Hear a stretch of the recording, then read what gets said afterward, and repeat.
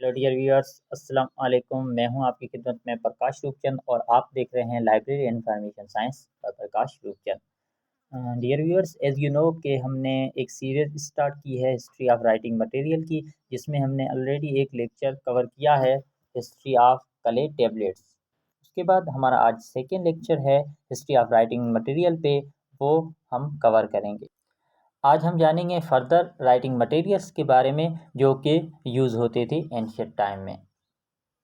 तो पहला जो हम कवर करेंगे टॉपिक आज, वो है papyrus.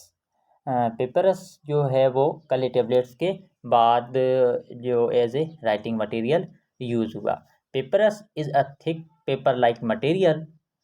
It produce from the pith of a papyrus plant Cyperus papyrus. Papyrus क्या था? एक प्लांट था, जो कि मतलब एक थिक पेपर लाइक मटेरियल था। पेपर रस जो है ना, ये पेपर तो नहीं था लेकिन पेपर लाइक मटेरियल था, जो कि पेपरस एक प्लांट था, उसमें से बनाया जाता था। इट वेटलैंड सेज was once abundant in the Nile Delta of Egypt. Nile Delta के बारे में आपने ऑलरेडी सुना होगा। उसके जो है वो ये आसपास में पाया जाता था। और इसकी जो हाइट थी, it was about 2 to 3 metres और 5 to 9 फुट टाल। ये जो 2 से 3 मीटर्स हाई एक प्लांट होता था, जिससे जो है वो राइटिंग मटेरियल बनाया जाता था। Papyrus is first known to have been used in ancient Egypt in first dynasty. Papyrus जो है वो इजिप्ट की फर्स्ट डायनेस्टी है, उसमें जो है इसका यूज़ पाया गया। यानी कि पहली जो डायनेस्टी थी इजिप्ट की, वहाँ पे लोग जो है वो पेपरस को as a writing material use करते थे। ये आप देख सकते हैं पेपरस प्लांट है, और उसको बाद इसको जो है वो फर्दर आप देख सकते हैं बुक, मतलब कि इसको मैन्युफैक्चर करके रिफाइन करके आगे इसके जो है वो बुक बनाए जाते थे, या फिर कोई भी राइटिंग मटेरियल है वो लिखा जाता था इस पे। But it was also used throughout the Mediterranean region. Ancient Egypt used plant for boats, mattresses, mats, ropes, sandals, and baskets. Papyrus was first manufactured in Egypt and far back as the 3rd millennium BC. हमने already बात की कि papyrus जो है वो 3rd millennium BC में बनाया गया था। डियर व्यूअर्स, अगर आपके सिंपल अंडरस्टैंडिंग के लिए अगर मैं बात करूं, तो पेपर्स और paper both are resemblance with each other, but they are not same in some ways. Papyrus के बाद जो मटेरियल यूज़ हुआ वो था पार्चामेंट। पार्चामेंट जो है ना, ये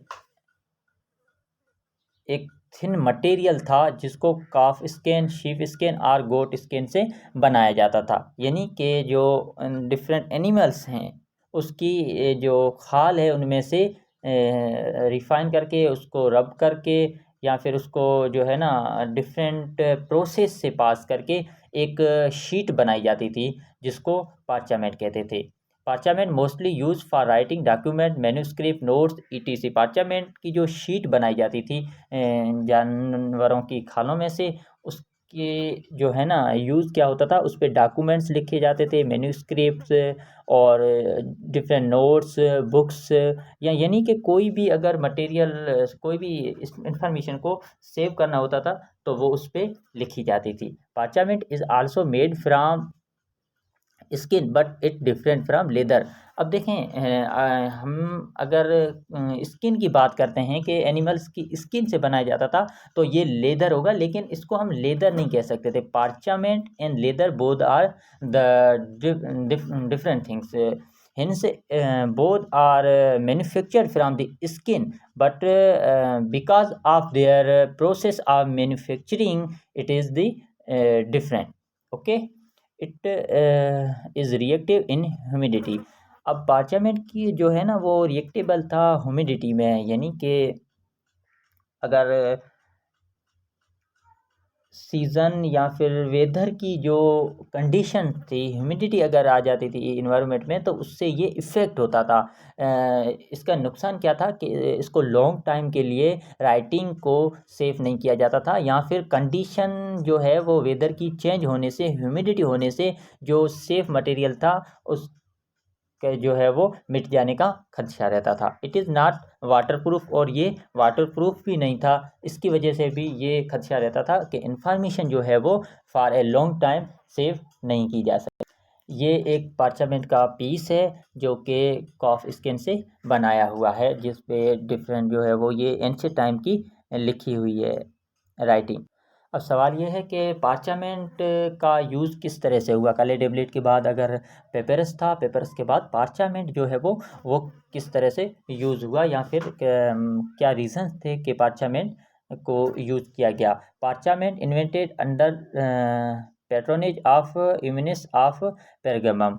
इम्यूनिस ऑफ पेरगमम जो थे उनकी सुपरमेसी में, उनकी सरपरस्ती में जो है ये पार्चामेंट इन्वेंट हुआ। Papyrus temporary not supply, so it was only source of writing material. जैसे कि ड्यू टू सम रीजंस जो है ना, पेपरस की सप्लाई थी वो टेम्पररी बंद हो गई। ये एक्सपोर्ट नहीं हो रहा था, नाइल डेल्टा जो था वहाँ से डिफरेंट रीजन्स में ये सप्लाई नहीं हो रहा था, तो फिर राइटिंग मटेरियल की जो है वो किल्लत फील हुई। फिर लोगों ने एक जो है ना वो कन्वीनियंट मेथड निकाला, पार्चामेंट को एज ए राइटिंग मटेरियल इस्तेमाल करना शुरू किया। Parchment drive from the Pergamon, the city where it perfected in second century. जो पैरागामॉन एक सिटी था, वहाँ पे इसको मैन्युफैक्चर किया, या वहाँ पे ये ड्राइव हुआ सेकेंड सेंचुरी में। Due to increasing the prices of papyrus, Pergamon adapted by the parchment. दूसरी ये वजह थी कि जो पेपरस थी उसकी प्राइसेस इंक्रीज हो गई, जिसकी वजह से भी जो है ना वो पार्चामेंट का यूज़ हुआ, क्योंकि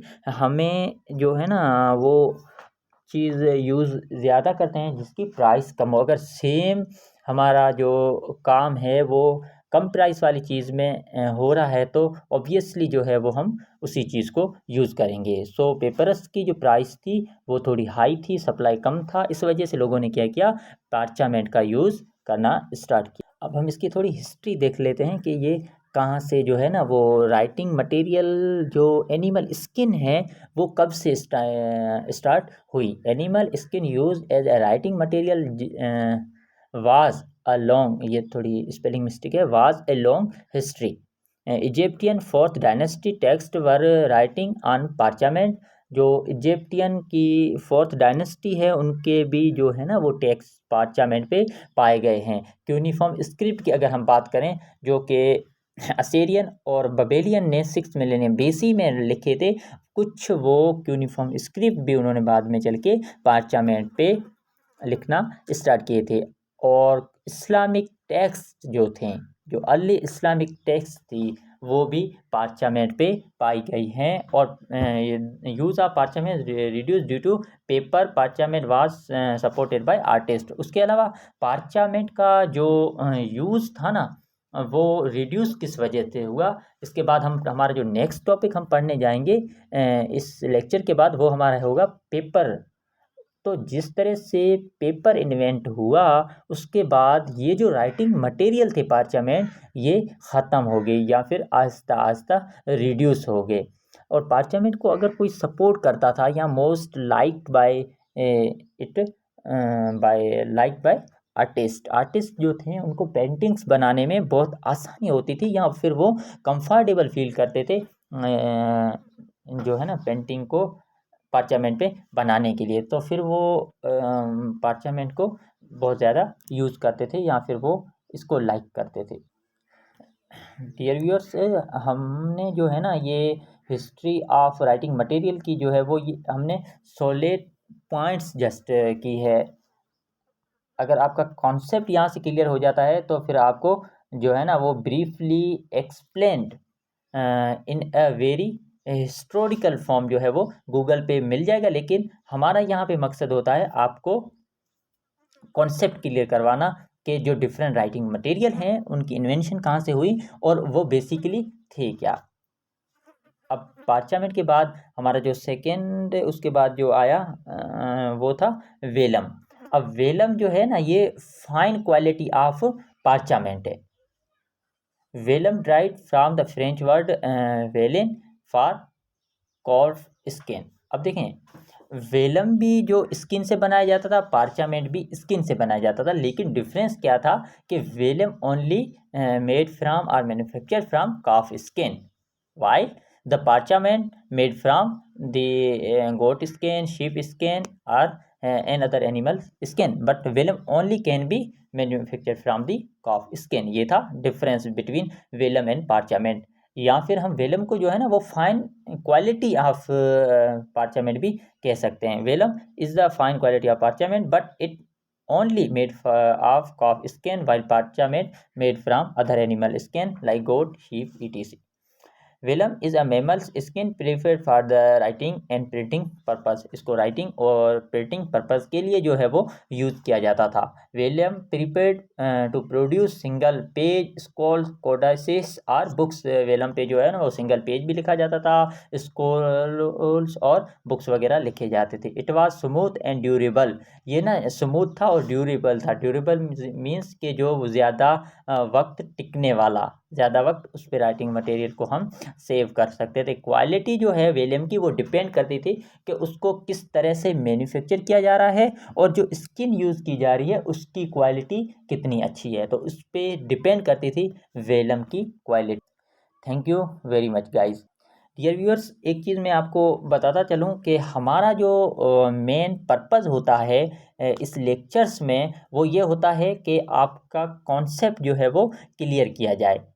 डीपली अगर हमें नोट्स से पढ़ना है वो आप मुझे कमेंट बॉक्स में जो है ना बता दें, मैं आपको नोट्स जो है वो डीपली प्रोवाइड करूँगा। लेकिन यहाँ पे हम शॉर्ट वीडियोस में ब्रीफली जो है वो ये कॉन्सेप्ट अपना क्लियर करेंगे। Thank you very much. I hope कि आपको ये वीडियो पसंद आई है।